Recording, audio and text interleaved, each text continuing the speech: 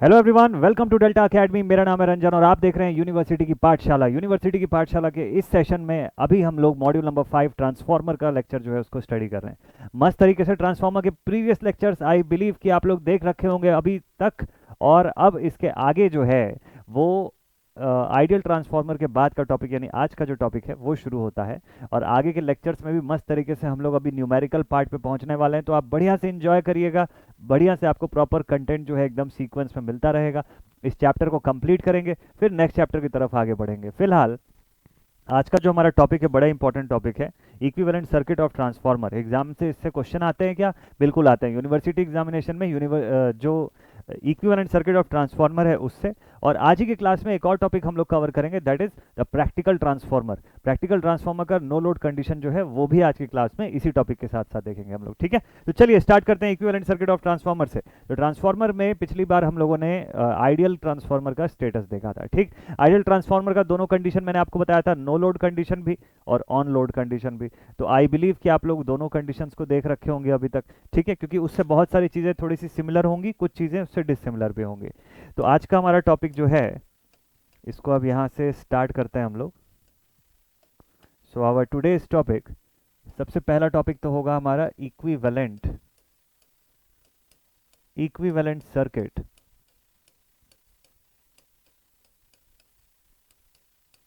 Diagram, equivalent circuit diagram of a practical transformer equivalent circuit diagram draw करने के लिए practical transformer ही जो होता है वो रिक्वायर्ड होता है। मतलब उसी के लिए ही आप इक्विवेलेंट सर्किट डायग्राम जो है उसको ट्रेस करते हैं। आइडियल का बनाने का कोई मतलब भी नहीं है। तो एक प्रैक्टिकल ट्रांसफार्मर का इक्विवेलेंट सर्किट डायग्राम कैसे होता है, क्योंकि हम लोग तो अभी तक ट्रांसफार्मर को सर्किट डायग्राम वाइज ऐसा दिखाते आए, है ना। हम लोग ट्रांसफार्मर को अभी तक तो ऐसा ड्रॉ कर देते हैं।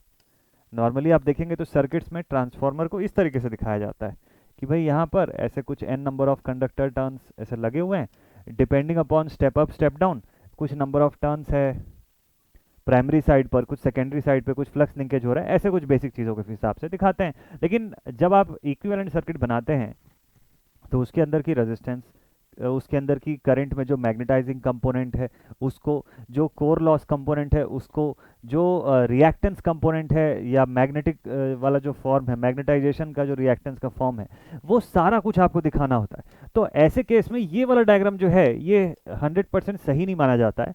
तो इस डायग्राम को ड्रॉ कैसे करते हैं, इसमें क्या क्या चीज़ें होनी चाहिए? देखिए, स्टार्ट करते हैं फ्रॉम द प्राइमरी साइड। फिर एक एक टर्म का मीनिंग जो है आपको मैं लिखवा दूंगा उसमें कि कौन कौन सा टर्म किस चीज़ को इंडिकेट कर रहा है। तो सबसे पहले हम लोग बात करते हैं अबाउट आवर प्राइमरी साइड। ठीक, सो लेट अस सपोज यहाँ पे हम प्राइमरी ड्रॉ कर रहे हैं और इस तरफ हम सेकेंडरी साइड को शो करने वाले हैं। ठीक, क्या क्या होता है भाई प्राइमरी और सेकेंडरी साइड पे यहाँ पे अवेलेबल? देखिए, सबसे पहले हमारे पास वाइंडिंग्स अवेलेबल होती है। वाइंडिंग तो दोनों तरफ ही होती है। अगर वाइंडिंग अवेलेबल होती है तो वाइंडिंग, देखिए जो वाइंडिंग है ऐसे इंडक्टिव कॉयल के फॉर्म में आपको दिख रही है। आपने एसी सर्किट्स के क्वेश्चंस बनाया हुआ है तो आपको पता है कि कॉयल वर्ड जो है that always stands for a series combination of R and XL. ठीक है, या आर एंड एल आप बोल सकते हो। तो इसका मतलब जब यहाँ पे हम लोग वाइंडिंग की बात करेंगे और वाइंडिंग में हमको बताना पड़ेगा इक्विवेलेंट एलिमेंट या कंपोनेंट के फॉर्म में, तो कौन सा एलिमेंट हम लोग यहाँ पे शो करेंगे? तो भाई ऑब्वियस सा थिंग है कि आर एल के कॉम्बिनेशन से, क्योंकि वाइंडिंग है तो इंटरनल रेजिस्टेंस भी होगी उसके भीतर, इंटरनल रेजिस्टेंस भी होगी। आप इसको प्राइमरी साइड का है तो आर पी बोल सकते हो, आर वन बोल सकते हो, that is up to you. या फिर आप यहाँ पे इसके साथ साथ एक और चीज शो करेंगे, एक्सएल वन, प्राइमरी साइड का वाइंडिंग रिएक्टेंस। ठीक है, प्राइमरी साइड के वाइंडिंग का जो इंडक्टिव रिएक्टेंस होगा वो। ठीक है, ये हो गया यहाँ पर। देन उसके बाद तो क्या इसके बाद यहाँ से जो भी मैं करंट भेज रहा हूँ वो पूरी की पूरी पहुँच जाएगी क्या आउटपुट तक? नहीं पहुँचेगी। तो फिर क्या होगा, यहाँ से मैं कुछ करंट भेज रहा हूँ, उस करंट को मैं अभी फिलहाल मैं ओपन सर्किट कंडीशन पे आपको बता रहा हूँ। ये डायग्राम जो है ओसी कंडीशन हम लोग देख रहे हैं आज। तो ओपन सर्किट के लिए हम लोग आई नॉट के फॉर्म में इसको डिनोट करेंगे। ठीक, आगे चल के मैं आपको इस सब के बारे में लिखवाऊंगा। ठीक, अब बात कर लेते हैं इस पोर्शन पे वाइंडिंग। अच्छा, मान लीजिए एक कंडीशन भी ले लेते हैं कि हम लोग एक स्टेप डाउन ट्रांसफार्मर को स्टडी कर रहे हैं। अगर अगर सपोज कर लीजिए, ये सब लिख लेंगे अभी अलग से कि लेट अस सपोज कि if we are trying to draw the equivalent circuit diagram of a step down transformer, then we will have ज़्यादा मात्रा में primary number of turns and a smaller number of turns in secondary side. ठीक है। So this is our N1, this one is our N2। ठीक है, N1 और N2 यहाँ पर हो गए। इसके साथ साथ देखिए और क्या क्या कंपोनेंट्स है हमारे पास। यहाँ से करंट जो है दो चीज़ों में डिवाइड हो जाएगी। कौन कौन से दो पार्ट्स में, देखिए यहाँ से करंट जो है ना दो पार्ट्स में से डिवाइड होने वाली है।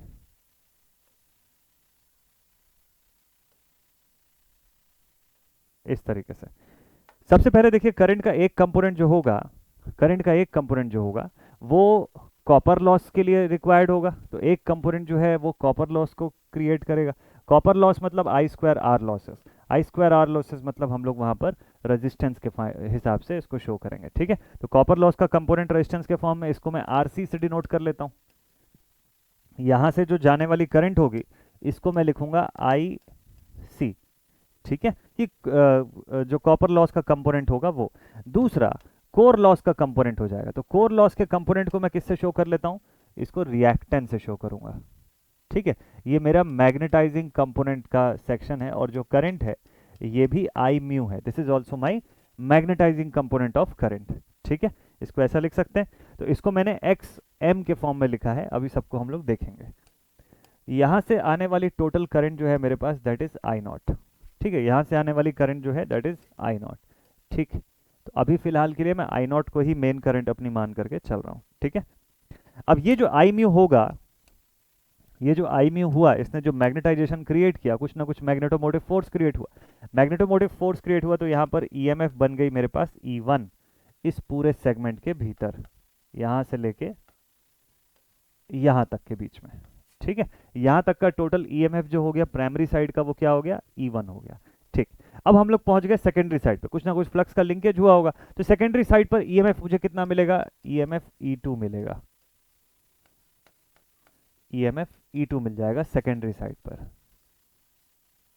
ठीक है, ईएमएफ E2 हो गया। क्या यहां पर भी वाइंडिंग लगी हुई है तो रेजिस्टेंस और रिएक्टेंस दिखाएंगे, बिल्कुल दिखाएंगे। यहां पर भी आप लिखेंगे रिएक्टेंस X2 और इसकी सेकेंडरी साइड की वाइंडिंग रेजिस्टेंस R2। ठीक, अब कुछ करंट यहां से इंड्यूस्ड करंट जाएगी जिसको मैं I2 से रिप्रेजेंट करूंगा।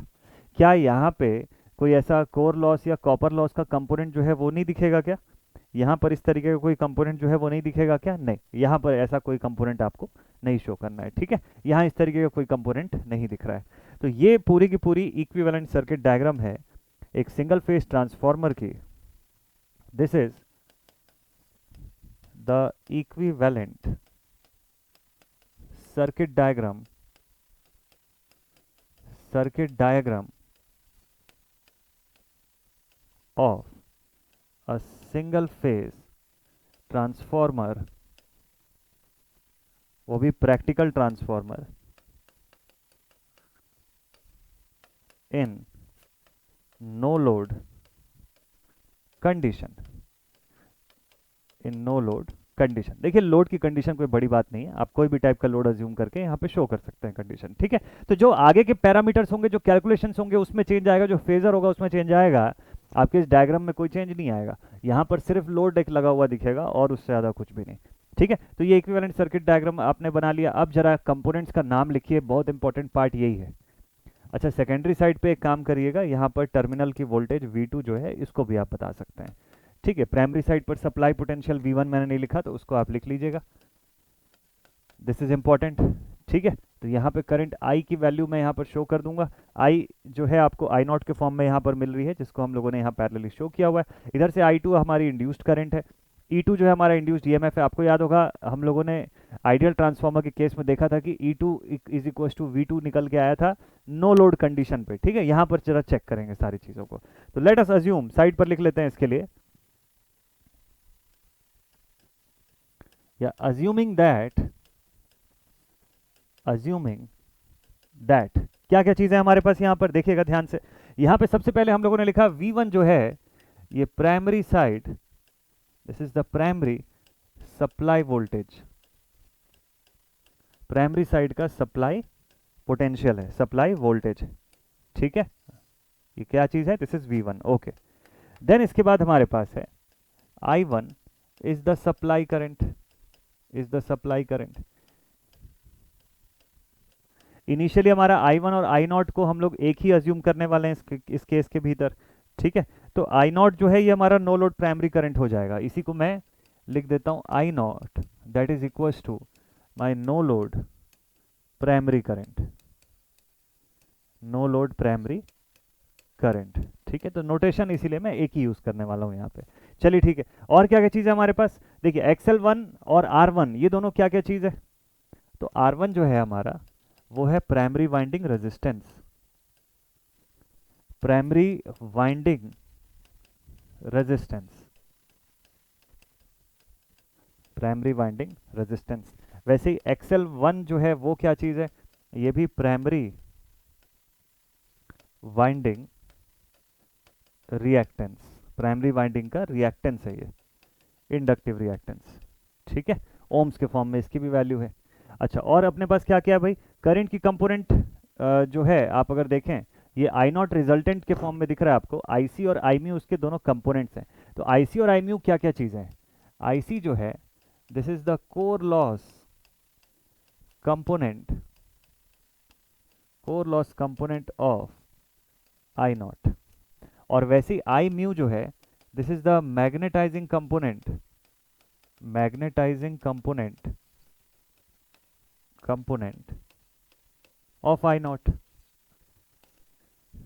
I0 को दो कंपोनेंट्स के फॉर्म में हम लोगों ने ब्रेक कर लिया, ठीक है। I0 को आप एज अ रिजल्टेंट देखिए कि वो एक रिजल्टेंट के तौर पे आपको दिख रहा है, इन दोनों कंपोनेंट्स का रिजल्टेंट है वो, ठीक है। इस हिसाब से इसको ब्रेक करके आप समझिए, ज़्यादा इजी रहेगा, ठीक है। तो core loss component of I0 and magnetizing component of I0, ठीक है। अब RC क्या है हमारे पास,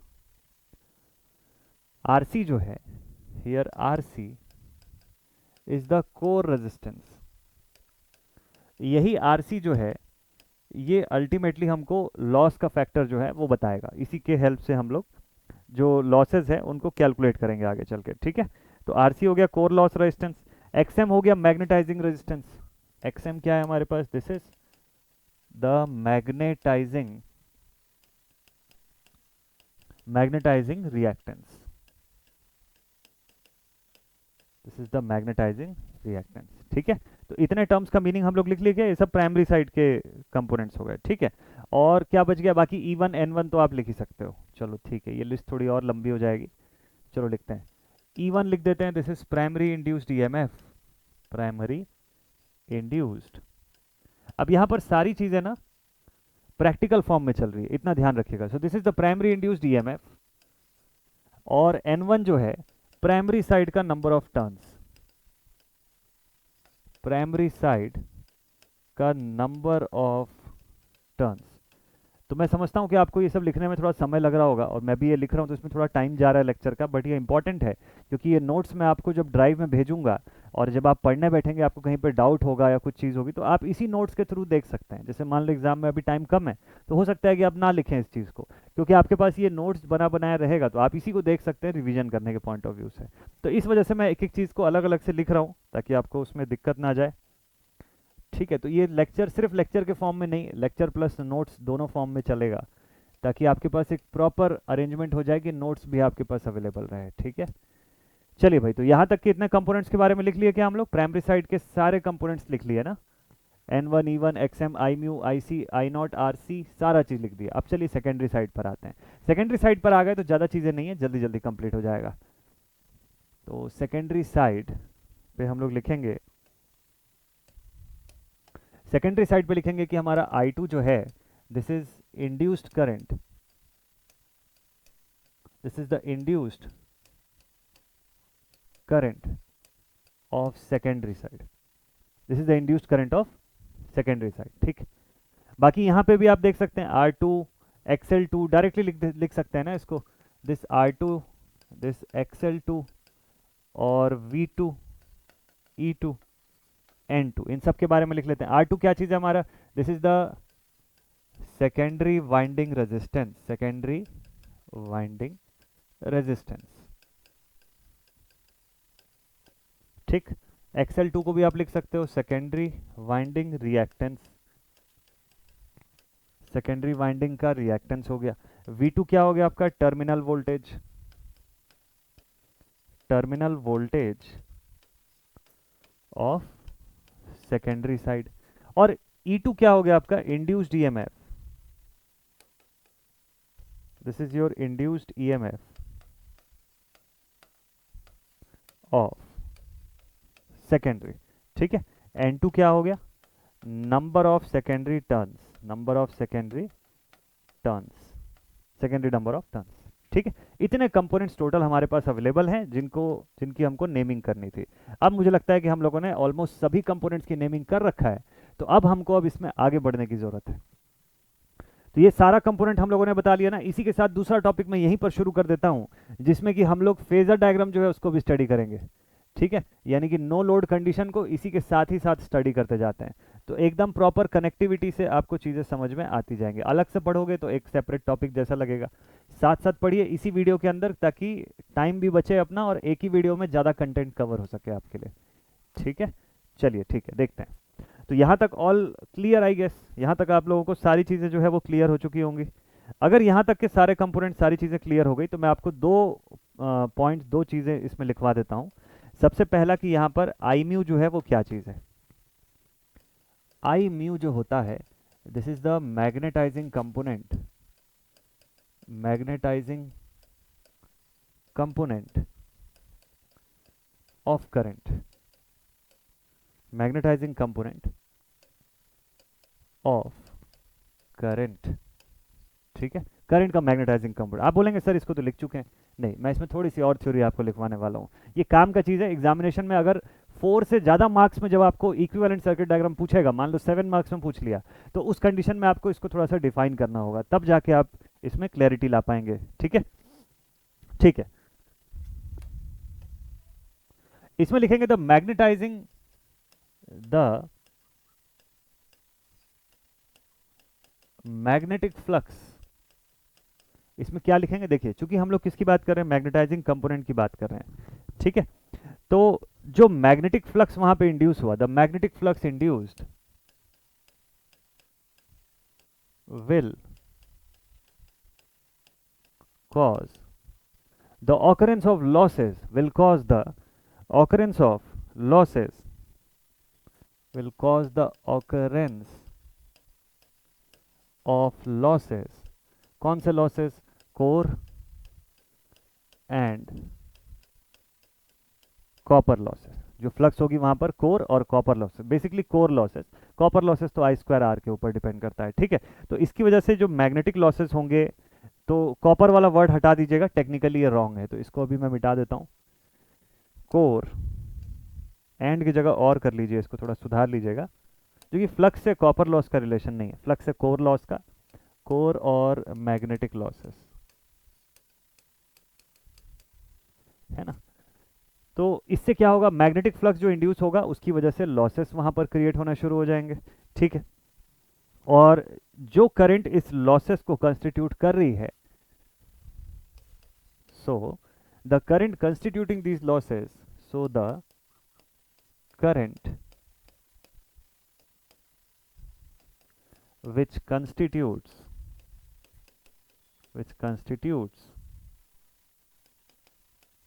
these losses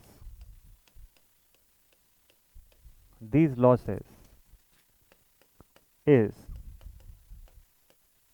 the magnetizing component, is the magnetizing component of I not. I not क्या है?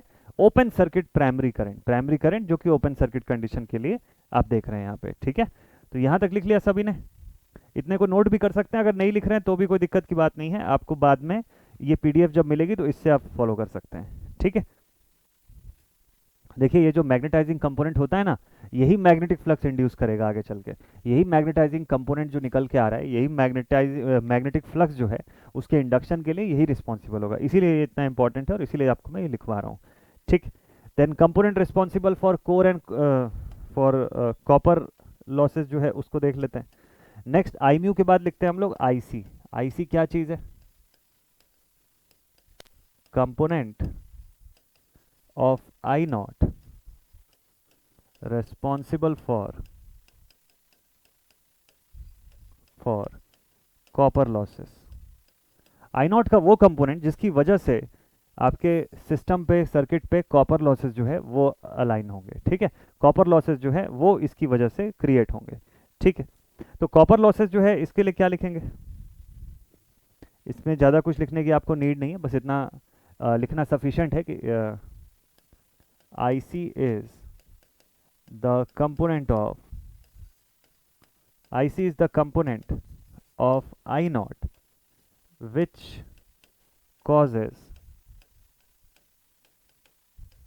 the copper losses। बस इतना ही लिखिएगा, इतना काफ़ी है, इतने से आपको चीज़ें समझ में आ जाएंगी कि कैसे एक्सप्रेस करना है, ठीक है। चलिए ठीक है, अब नेक्स्ट पॉइंट पर आते हैं। तो यहाँ तक आपको समझ में आ गया कि ट्रांसफार्मर का इक्विवेलेंट सर्किट बन कैसे रहा है। अब हम लोग बात करते हैं इसके फेजर डायग्राम की। अब जरा सा इसके फेजर को हम लोग एनालाइज करेंगे, इसके फेजर को थोड़ा सा स्टडी कर लेते हैं और देखते हैं कि इसका phasor diagram no load condition पे कैसा बनता है। और ये अगर एक बार आपको समझ में आ गया तो प्रैक्टिकल कंडीशन का जब हम लोग ऑन लोड पढ़ेंगे, जिसमें 3 वैरायटी के लोड्स का फेजर बनवाऊंगा आपको मैं, वो आपको अच्छे से समझ में आ जाएगा, ठीक है। चलिए ठीक है, स्टेप बाय स्टेप बनाएंगे, इजीली समझ में आएगा। हेडिंग डाल लीजिएगा phasor diagram, phasor diagram, phasor diagram for, किसका फेजर डायग्राम है ये, a single phase transformer, single phase transformer in no load condition, in no load condition. Single phase transformer अपनी नो लोड कंडीशन में अगर है तो उसका फेजर डायग्राम कैसा बनेगा, ठीक है। चलो देखते हैं भाई इसको, phasor diagram for a single phase transformer in the no load condition, ठीक। जब आपको एग्जामिनेशन में ऐसा क्वेश्चन पूछ लेगा, ऐसा डेरिवेशन बेस्ड या ऐसे फेजर बेस्ड क्वेश्चन जो है 7 मार्क्स में पूछता है नॉर्मली, अगर आपको सपोज कर लीजिए ऐसा सवाल पूछता है, वैसे तो जब जब इस टाइप के फेजर वाले क्वेश्चन आते हैं, इक्विवेलेंट के क्वेश्चन आते हैं, तो वो हमेशा लोडेड कंडीशन के लिए होते हैं। वो भी हम लोग आने वाली क्लास में, यानी कि कल ही की क्लास में हम लोग उसको भी स्टडी करेंगे, ठीक है। बट अभी फिलहाल देखिए कि अगर मान लीजिए नो लोड कंडीशन पे आपको कम मार्क्स में भी पूछ लिया तो आपको बताना कैसे है। तो जो चीज़ें, बहुत सारी चीज़ें मैं आपको पॉइंट वाइज थ्योरेटिकली बता रहा हूँ, उसको आपको वहाँ पर लिख के बताना होगा, उन्हीं पॉइंट्स को। तो ध्यान से सुनिएगा इस सेशन को। देखिए फेजर डायग्राम जो हम बनाएंगे, आपको ईएमएफ इक्वेशन और आइडियल ट्रांसफार्मर का फेजर बनाते बनाते इतनी क्लैरिटी अभी तक आ गई होगी कि आप इसका फेजर समझ लेंगे आराम से, ठीक है, कि इसका फेजर आप लोग समझ लेंगे। चलिए ठीक है, तो लेट अस सपोज कि यहाँ से हम लोग शुरुआत करते हैं। मैग्नेटाइजिंग कंपोनेंट ऑफ करंट जो है इसको देखते हैं जरा। The magnetising component of current I mu, जिसको कि हम लोग नॉर्मली आइडियल वाले केस में I mu is equal to I naught या I mu is equal to I one जो है वो बोल रहे थे अभी तक, ठीक है। उसी से शुरुआत करते हैं। फ्लक्स जो है, जो भी फ्लक्स हमारी जो क्रिएट होगी उस प्राइमरी वाइंडिंग के भीतर, उसी की वजह से E1 क्रिएट होगा और आगे चल के उसी की वजह से E2 क्रिएट होगा, ठीक है, क्योंकि मैग्नेटिकली तो लिंक्ड है ना दोनों की दोनों कॉइल्स। तो और फ्लक्स जो है यूनिफॉर्म रहेगी पूरी सर्किट में, तो इसका मतलब जो फ्लक्स होगी that will be responsible for the creation of E1 and E2। और ईएमएफ इक्वेशन से हमको पता है कि उस फ्लक्स से 90 डिग्री पीछे चल रहे होंगे ये दोनों, ठीक है, 90 डिग्री जो है वो पीछे चल रहे होंगे, ठीक। तो मैं यहाँ पे कंडीशन ये अज्यूम करता हूँ, इस कंडीशन को मैं यहाँ पे लिख लेता हूँ कि let us assume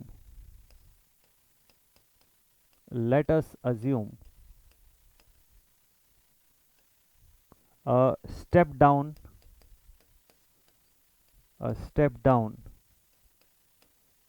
condition of transformer, ठीक। तो इसका मतलब क्या हो गया, ऐसा अज्यूम करने का, बोलने का मतलब ये हो गया कि इस बार E2 जो है this will be smaller than E1 या E1 ग्रेटर देन E2, जैसा भी आप चाहें बोल सकते हैं, ठीक है। इस बार स्टेप डाउन हो रहा है ना, हाँ ठीक। तो स्टेप डाउन हो रहा है तो नंबर ऑफ टर्न्स का क्या हो जाएगा भाई, नंबर ऑफ टर्न्स भी कम हो जाएंगे। स्टेप डाउन हो रहा है तो फिर नंबर ऑफ टर्न्स जो है वो भी रिड्यूस हो जाएंगे, ठीक। चलिए ठीक है भाई। अच्छा, क्या यहाँ पे N1 स्मॉलर देन N2 की केस लें, क्या कुछ उल्टा लें? स्टेप डाउन तो चलो ठीक है वहाँ पर देखे हुए थे, जरा अगर इसको स्टेप अप कंडीशन का ट्रांसफॉर्मर ले लें तो क्या हो जाएगा, स्टेप अप ट्रांसफॉर्मर अगर ले लें तो चलो इसको वैसे ही बनाते हैं, मज़ा आएगा। स्टेप डाउन भी ले सकते हो, ऐसा कुछ नहीं है, बट इसका एक केस मुझे ऐसे याद आ रहा है कि मैंने बता चुका है आपको इसमें आइडियल वाले केस में या किसी ईएमएफ के केस में। तो एक दूसरा सिनारियो करते हैं हम लोग, ठीक है। लेट अस सपोज कि E1 is smaller than E2, since हम लोगों ने ले लिया कि N1 is smaller than N2, मतलब number of turns in the primary side कम है as compare to that in secondary side, ठीक है, उल्टा कंडीशन। तो सर्किट डायग्राम नया बनाइएगा इसका। सबसे पहले तो कौन सा सर्किट डायग्राम ड्रॉ करेंगे आप? ये वाला, ये जो अभी जस्ट हम लोगों ने बनाया ना, इस सर्किट डायग्राम को फिर से आप बना लीजिएगा एक बार, ठीक। इसी सर्किट डायग्राम को दोबारा क्रिएट कर लेते हैं, और अब इस बार आपको E1 कम दिखाना है, E2 को ज़्यादा दिखाना है, ठीक। तो उस बात का ध्यान रखिएगा। बाकी सारी चीज़ें एज इट इज़ रहेंगी जैसा हम लोगों ने पिछले केस में बनाया हुआ था। लोड नहीं लगा हुआ है तो यहाँ पर लोड मत लगाइएगा, ये देखिए। और बाकी रही बात कनेक्शंस की, तो वो तो हैं ही ऐसे, ठीक है। ये सारे कनेक्शंस एज इट इज़ अपनी जगह पे रहेंगे। इनमें भी जहाँ जहाँ पे आपको जिस सेक्शन को ब्लैंक छोड़ना है एलिमेंट्स प्लेस करने के लिए, वो कर दीजिएगा। तो आपके पास ये देखिए, ये सर्किट इस तरीके से आएगी। ये हो गया हमारा प्राइमरी कॉइल और ये हो गया सेकेंडरी कॉइल। ऑब्वियसली N2 की वैल्यू ज़्यादा दिख रही है आपको N1 की तुलना में। वैसे ही यहाँ पे हो गया रेजिस्टेंस, यहाँ पे हो गया हमारा रिएक्टेंस प्राइमरी साइड का।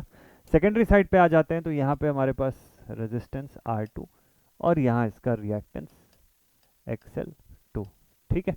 टर्मिनल पोटेंशियल V2 हो गया। इंड्यूस्ड करंट जो यहाँ से जा रही है दिस इज I2, यहाँ से जाने वाली करंट जो है ये हमारी हो गई I0, या I1 के फॉर्म में इसको बता सकते हैं हम लोग, I1 ही बताते हैं इसको क्योंकि इस बार ओपन सर्किट नहीं है ना, तो इस बार I1 के फॉर्म में अलग से इसको लिखिएगा।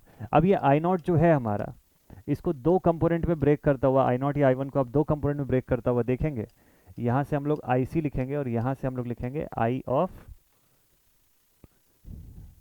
ऑफ म्यू, ठीक है, ठीक है भाई। तो यहाँ पे और लिख लीजिए RC XM, मतलब बोलने का ये है कि जितनी बेसिक डेटा है, जितनी बेसिक चीज़ें हैं, सबको एक्सप्रेस कर दीजिएगा। इधर आपने E1 लिख दिया, इधर E2 लिख दिया है ना, इनके बीच में जो इंड्यूस है। तो ये सारा कुछ हम लोग वैसे ही बताएंगे जैसे हम लोग पिछले केस में बता रहे थे, ठीक। अब वापस आते हैं फेजर पे। तो हम लोगों ने कंडीशन क्या लिया है? स्टेप अप का लिया है। तो इस कंडीशन को थोड़ा सा सुधार लीजिए, यहाँ पे डाउन लिखा हुआ है, इसको चेंज कर देता हूँ मैं। Let us take a step up transformer, step up condition of transformer, ठीक है। इसके लिए जरा सॉल्व करके देखते हैं। तो यहाँ तक तो हो गया। अब हमारी जो फ्लक्स बन रही है सर्किट में, किसकी वजह से बन रही है? फाई की वजह से बन रही है ना। फाई जो फ्लक्स जो वहाँ पर जो क्रिएट हो रही है, वो फाई फ्लक्स जो है वो आई म्यू की वजह से बन रही है, मैग्नेटाइजिंग कंपोनेंट ऑफ करंट की वजह से। तो मैग्नेटाइजिंग कंपोनेंट ऑफ करंट की वजह से अगर फ्लक्स बन रही है तो यहाँ पे मैं आई म्यू लिखूंगा, और इसी की वजह से बन रही है फ्लक्स, तो इसको मैं फाई के फॉर्म में डिनोट कर सकता हूँ। ये दोनों एक ही फेज में होंगे, इनके में फेज डिफरेंस नहीं होगा फिर, ठीक है। जो वहाँ की मैग्नेटाइजिंग कंपोनेंट ऑफ करंट है उसी के फेज में फ्लक्स भी होगा हमारा, दोनों both the quantities will be in the same phase, ठीक है। फ्लक्स को आप कम ज़्यादा इससे दिखा सकते हो, जरूरी नहीं है इसके बराबर होना। तो आई म्यू या फ्लक्स दोनों को मैं यहीं पर लिख लेता हूँ, ठीक है। इक्वल का साइन लगाना कोई ऐसा कंपल्शन नहीं है। नेक्स्ट थिंग, इसके बाद अब आई म्यू जो है, इस पर हमको ईएमएफ कितने का मिल रहा है? आई म्यू जो है इससे ईएमएफ इंड्यूस्ड हमको यहाँ पे शायद E1 मिलेगा ना। अब यहाँ पे E1 इक्वल टू E2 मत करिएगा, जो ईएमएफ इक्वेशन या उस पे हम लोग लिए थे आइडियल केस में। यहाँ पे E1 स्मॉलर देन E2 है, तो मतलब ये हुआ कि लाइन की लंबाई थोड़ी सी और बढ़ा देता हूँ मैं, और यहाँ पे लिखूंगा E2, ठीक है। E2 से छोटा है मैग्नीट्यूड वाइज E1, लेकिन रहेंगे दोनों एक ही फेज में। ईएमएफ इक्वेशन में देख चुके हैं 4.44 F5MN के फॉर्म में जो हम लोग देखे थे, वो ही एक्सप्रेशन की वजह से मैंने ऐसा लिखा हुआ। और आई म्यू से ये लोग लैग करेंगे दोनों के दोनों, वो भी कंडीशन मैंने यहाँ पर शो कर दिया आपको, ठीक है। तो अब इसके बाद देखिएगा, अब इसके बाद लेंज लॉ के हिसाब से अगर सपोज कर लीजिए कि मुझे E1 का एंटी फेज या माइनस ऑफ V1 अगर ट्रेस करना है, तो मैं कहाँ पे ट्रेस करूँगा? तो भाई लेंज लॉ के हिसाब से इसका फेज अपोजिशन में बना लेता हूँ इस तरफ। क्या लिखूंगा यहाँ पे? Minus of E1, Lenz law के हिसाब से फेज अपोजिशन हमको क्रिएट होकर मिलेगा, ठीक है। तो जो V1 जो है उससे अपोज करता हुआ E is equal to minus N d∅dt, तो वो जो माइनस साइन है वो लेंज लॉ के हिसाब से दिख रहा है, उसके हिसाब से मैं इसको ऊपर ड्रॉ करके शो कर देता हूँ, ठीक है। तो माइनस ऑफ E1 के फॉर्म में डेटा दिख रहा है, opposite of E1 minus E1, ठीक है। इक्वल और अपोजिट मैग्नीट्यूड का रहेगा, जितने का E1 बना रहे हैं उतने का ही माइनस E1 भी ट्रेस करेंगे हम लोग ऊपर, ठीक है भाई। अब इसके बाद अब अगर मान लीजिए मैं पहला केस लेता हूं प्योर रेजिस्टेंस का, जो कि इस डायग्राम में मुझे यहाँ पे दिख रहा है, ठीक, इस डायग्राम में मुझे यहाँ पे दिख रहा है प्योर रेजिस्टेंस का केस। तो इस रेजिस्टेंस के केस पर मेरा वोल्टेज और करंट दोनों तो एक ही फेज में रहेगा ना, उसमें तो कोई डिफरेंस नहीं जाएगा। ये डायग्राम देखते जाइए, जहां जहां लगे स्क्रीनशॉट लेने का आप स्क्रीनशॉट ले सकते हैं, मैं बिल्कुल साइड पर ही हूँ। तो प्योर रेजिस्टेंस का केस है, वोल्टेज और करंट दोनों फेज में है।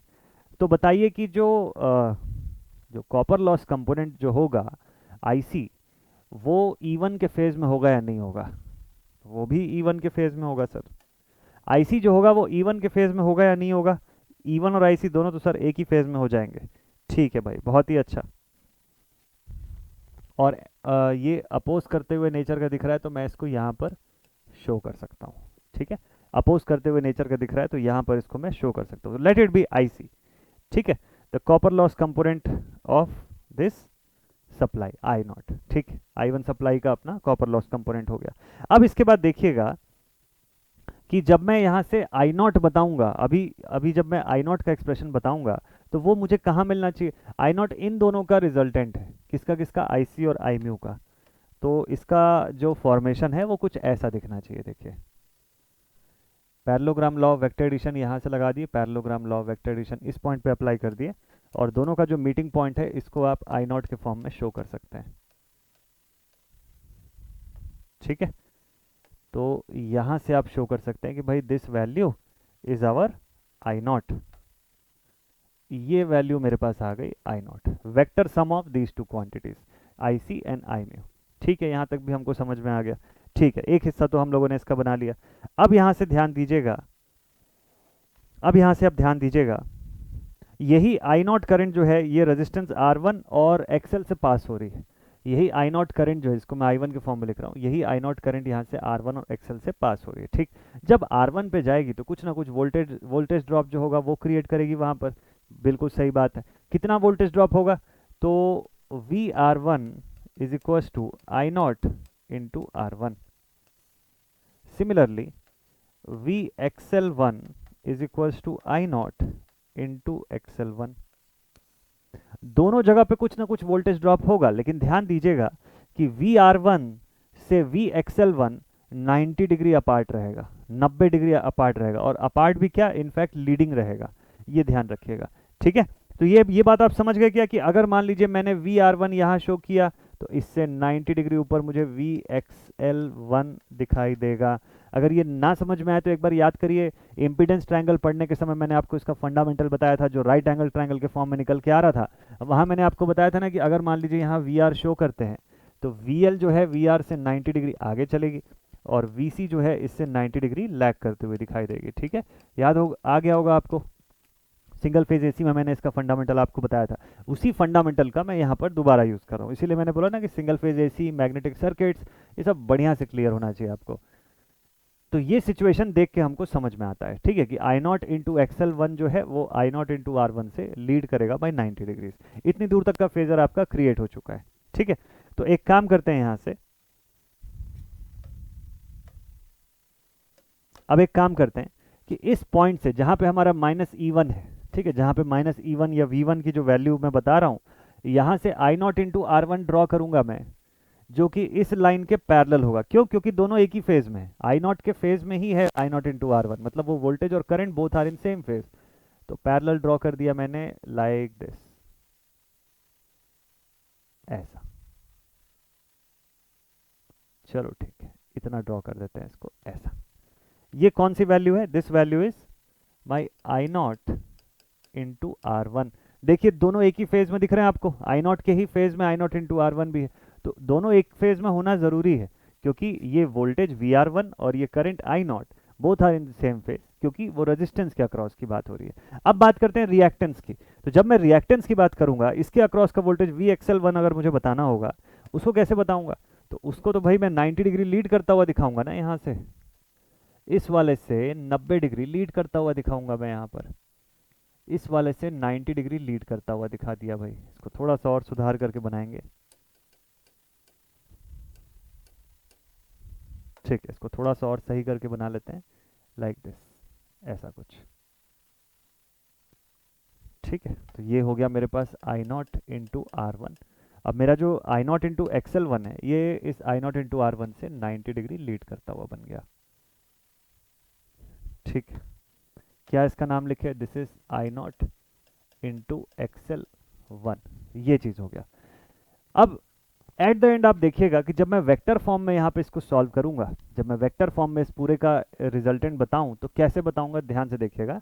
Minus of E one plus I naught into R one plus I naught into XL one is equal to what. यहाँ पे हम लोग बोल सकते हैं ना वेक्टर फॉर्म में कि minus of E one plus I naught into R one plus I naught into XL one is nothing but V one. अगर इन सब के ऊपर प्रॉपरली वेक्टर का साइन लगाया जाए तो is equal to V one. Expression बिल्कुल सही है क्या, चेक कर लीजिए।